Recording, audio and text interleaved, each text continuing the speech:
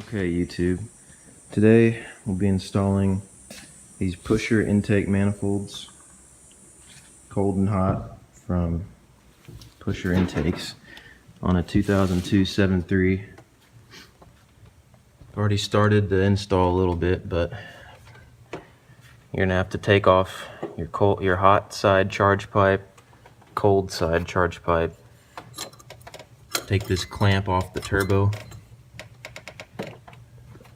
Then there's two small band clamps, one on the passenger side, one right over here on the driver's side. Got to loosen those up. Then you're free from all the boots. But this used to be connected right here, and that just gets taken off with an 8mm bolt. Then that's free.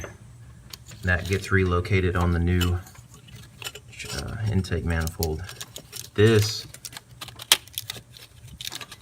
pieces of the heater element went on here like that, and those come off with an 8mm bolt as well. That gets deleted on the pusher manifold. As far as down here, I don't know if I can see, but this just slips right off of here. This element gets unplugged, just like that. And this little tube here just slips right off of that port right there. So once you have everything disconnected, it should slide right out of the boots.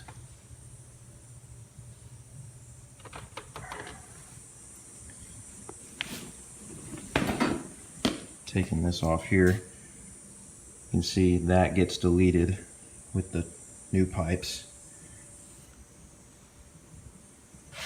But the only thing that you will need off of this is this plug here. So I used a 15mm wrench. Comes right off just like that. This gets reused on the new intake manifold. Okay, so I just tightened all the boots onto this. I got this wire back on here. I recommend tightening these brass fittings with the thing off the truck, but I realized that the hard way. So, and I also took this back off, the temp sensor, so I need to put that back on. That's going in here, like so. But the heater coil wires that were previously here get deleted. So 13mm takes it off this port right here. This gets deleted, and the other wire that goes to it gets deleted from it. Dumps into the valve cover on top of here, but my bolt was kind of rusty on here, so I'm gonna have to separate them with two wrenches and put the bolt back in. But there's part of it. All right, so I got it off.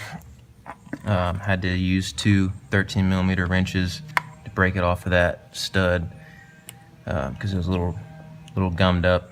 But got this deleted. So now I got the stud put back in there. Now I'm gonna just reconnect here on my fitting. Once there, plug my temp sensor back in, like so. And then now I'm ready for the second piece that will hold this. And I also, if you haven't done the crankcase vent kit, I got one from Riff Raff Diesel. And pretty much it just takes out the return piece that goes from the valve cover that vents your blow-by and oil mist and shit back into your turbo. You can see right here a little bit of the residue. All that gets put back into your engine and your turbo and can really gum things, bog things down. That's why I did the vent kit first. All it does, instructions are pretty simple, 30-minute install. It just reroutes the fumes and the blow-by and mist into this tube that goes over the brake boost and then down. So that keeps all your air fresh and free of any blow-by that your engine produces. As you can tell, this engine produces a good amount with all the crap that's accumulated outside these charge pipes. And like I showed you in this turbo, I kind of just cleaned it out a little bit just already, but I can feel the stickiness to it. So thankfully with that kit on here, it'll keep things nice and clean. That's why I'm only doing the intake manifold now. Otherwise, I don't recommend doing it unless you've done the crankcase vent kit first. So now I'm putting the second piece of this, the hot side of this intake manifold on. Notice how I've got the clamp on here loose. Now I'm going to attempt to put this charge pipe on here.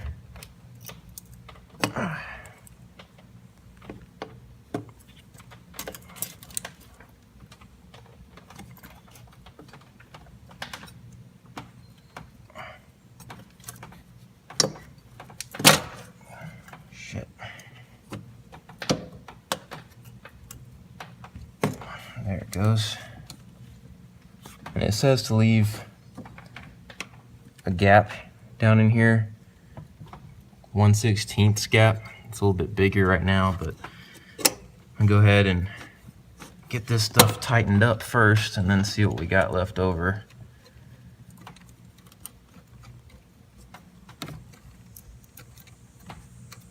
Clamping this back down onto the turbo here.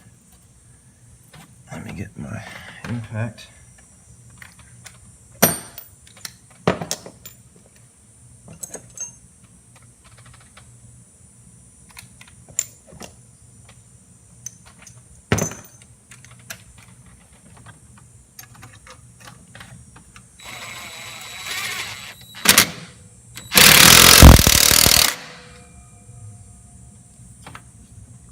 It's got a pretty damn good seal there. And now you can see we got the gap we originally, the instructions called for, 1/16-ish gap. Now I'm gonna reconnect the hot side charge pipe over here using my 11mm.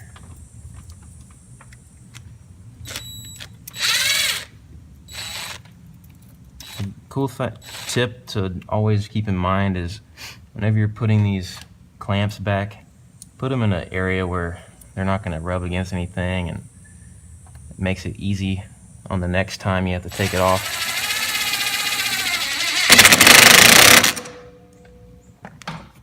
So now that's pretty damn good and tight there. Might have over tightened this clamp just a tad, but we'll be okay here. Now I didn't even mess with any of the wires on this. I just disconnected it off the old one, and now all I need now is to put it back on using the factory bolt. If I can locate it where I put it. Here it is. 8mm.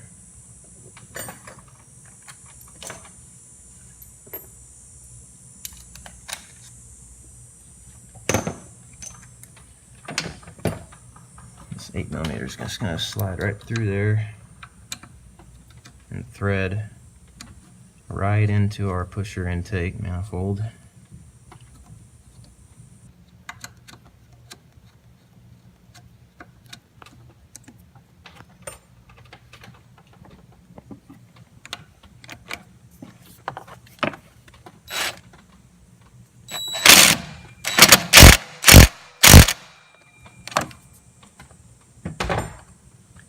And that just about does it, guys. Pusher intake manifold 7.3.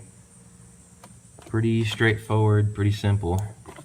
No problems. The only problem I really ran into was that bolt on the valve cover I pulled out that holds the heater coil element. but pretty nice install. I wouldn't mind doing it again if I had to. A few other little mods that we've done. New water pump on here, Sinister thermostat, Sinister coolant filtration kit, very highly recommended for you 7.3 guys and 6.0s. Mishimoto radiator, new bottle of course. So it's always a good idea to just double check your clamps and your boots. Make sure everything's on tight, because you never know, sometimes a boot can slip. Sensation washes over me, I can't describe it.